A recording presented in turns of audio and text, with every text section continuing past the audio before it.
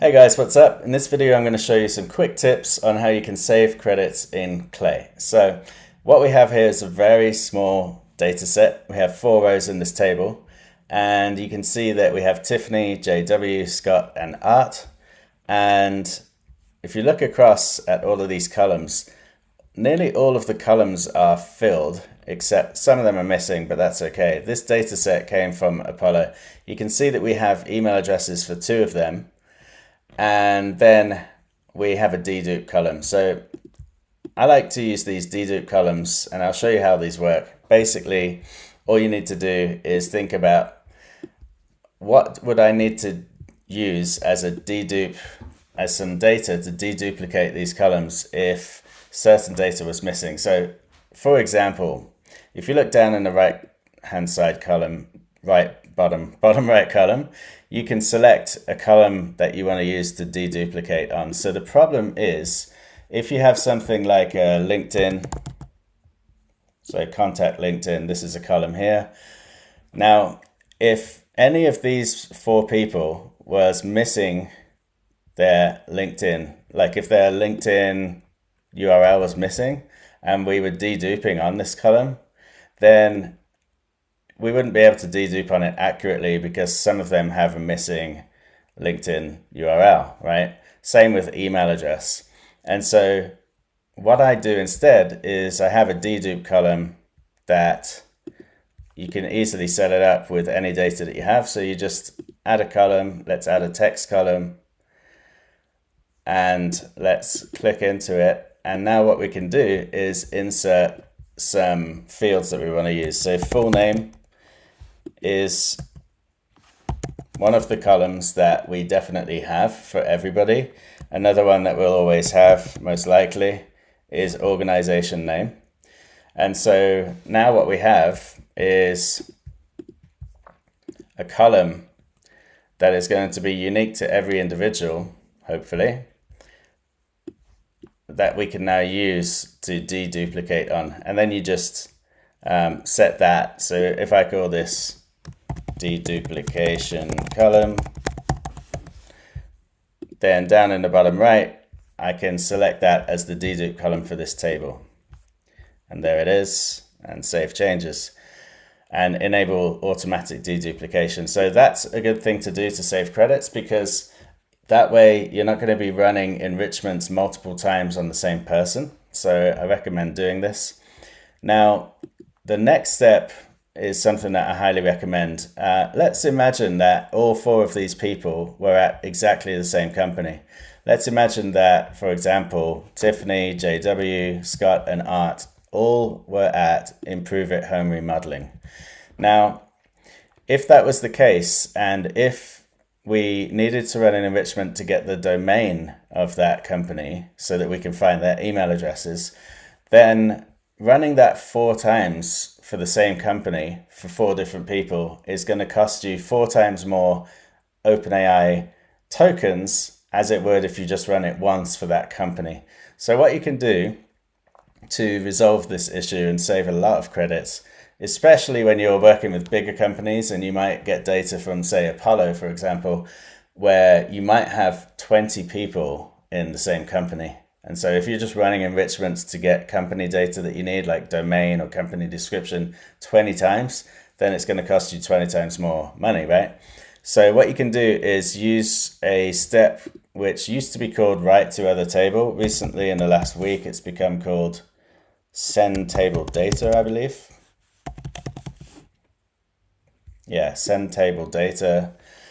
And so you can select the columns that you want to write to another table.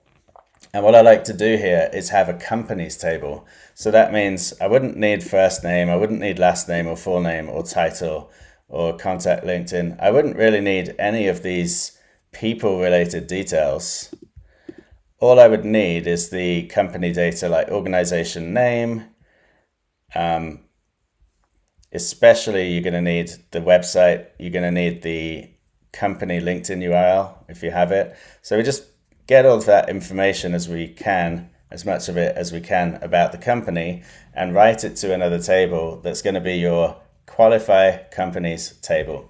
So any enrichments that you need to do to make sure that the companies are qualified are only going to run once per company instead of running 20 times because you have 20 people in the same company. This is going to save you a ton of OpenAI tokens. And so what you want to do there is on your dedupe column for this companies table, you want to use company data. So if I search for my dedupe column, my one here is, so like I said, recently due to all the changes that they've been doing in Clay, the development team, the original prompt that I used, that I wrote in order to convert the prompt into a formula has disappeared. But just from looking at this, you can see that it's organization name, domain merged, and account linked in. So I put all three of them into a column and dedupe on that column. So that means if any company is missing the domain, we'll still be able to dedupe on that company based on their account linked in.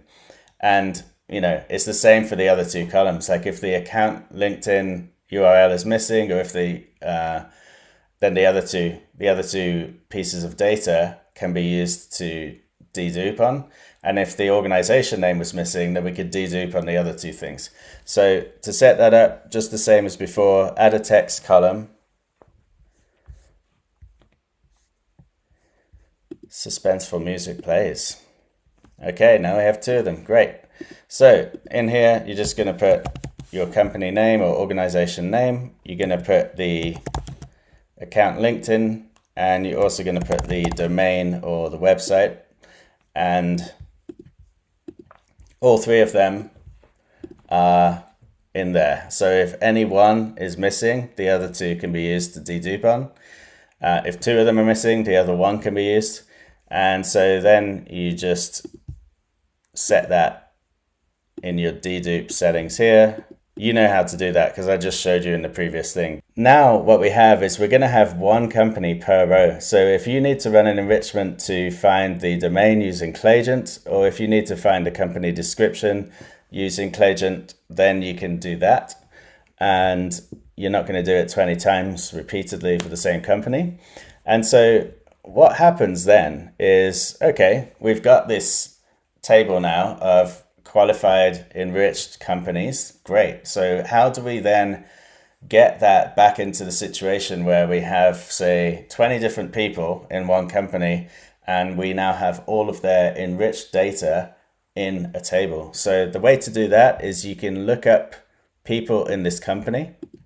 So you can use look up multiple rows in other table.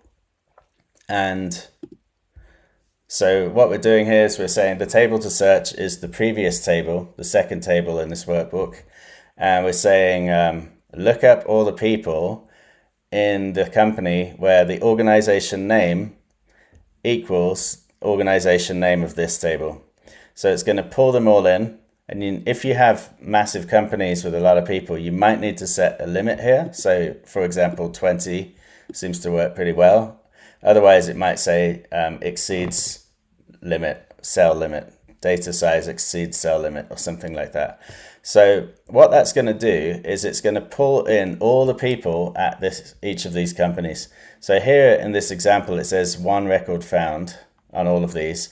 But in some, it might say 3 records found, 5 records found, and so on and so forth. And so then what you can do is write those people to another table. So let's have a look at this. We're clicking on this 1 record found and waiting for a considerable amount of time for it to load. So you can see that we have 25 data points on this person in this JSON. And we can take action on the list and write each item to a new row in another table. So that's what you're going to click on. And what that means is if you had 3 people at this company, it's going to write 3 new rows into another table. And what that's going to allow you to do is write the information contained in this column along with all of these other columns from this table, like all of this stuff that we've enriched. And so here's one that I made earlier, and this is it. It's right to other table. And you can see that it shows we are selecting a list from a column called lookup Apollo people. And it's going to write those records into another table where it's one person per row.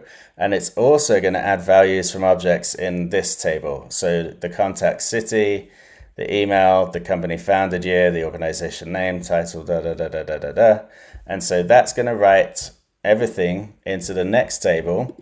So now, by this point, what we have is a fully enriched table where we have people information again. We're going to have one person per row, even if they're all at the same company. And we're going to have their domains, their company descriptions, and any other data that you need in order to reach out to them. So those are some tips. And then also, anytime that you're using Claygent or OpenAI or any enrichment that costs some kind of tokens in Clay, you want to make sure that you have run conditions set. So for example, here's one where let's imagine that we have an email address from Apollo, but when we run bounce ban on it, it says the result is deliverable. Then that means we don't need to run this person through this email waterfall. And so therefore, the email waterfall, the way that it starts off is we normalize their first name so that we get just, we normalize their full name so that we get just first name and last name. So for example, if somebody's job title or somebody's full name in Clay was something like John Smith, CPA, then obviously you want to remove the CPA part and the comma and just have John Smith so that you can then use the full name sort of cleaned up and the domain, and then the email finding tools will be able to find the person with a lot more chance of success. And so we have a run condition here where it's full name normalization. Let's have a look at it. So the run condition here says only run if the bounce ban Apollo result is not equal to deliverable and rank OK is true. So you can write that with AI. Because this guy has a deliverable email address, this column does not need to run, and it says run condition not met. And you can click on explain and it will analyze why the condition was not met and explain it to you. So that's a new feature in Clay that's quite useful. Definitely helps them receive a lot less support tickets. So then, once we have the full name normalized, I use Kit. So you can use trykit.ai. It's the most cost-effective way to find email addresses. And I think it costs something like 0.5 cent per email address found. So that's going to run. And it's only going to run if we have a full name in this column, because it needs full name as one of the inputs. And therefore it shows some inputs missing for this one. And so that's basically just how you can save credits. And then again, when you're doing all the enrichments, so you can see here what we're doing, we have the email merged valid. This is the final email address, and it says false for 2 of them, but it says actual email addresses in rows 2 and 4. Then all of these enrichment columns where we're generating custom variables as well as sentences that we could use in the emails, they only need to run if you have a valid email address. Otherwise, you would be wasting a ton of OpenAI credits when you are, or OpenAI tokens, I should say, when you are running these columns. So for example, here it says only run if email merged valid contains an @ symbol.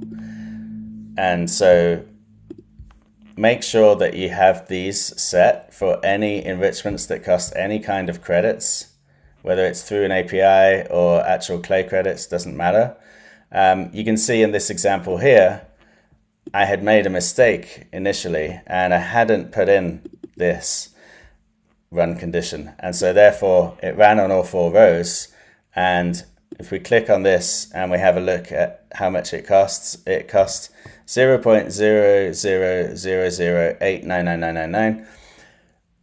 Well, that's a tiny amount of money, But when you're running this evergreen and you're running it thousands of rows per week or per day, then all of those little costs add up. And if you make this mistake on multiple columns, that can result in spending hundreds of dollars per month that you'd never intended to spend and that you didn't need to spend at all.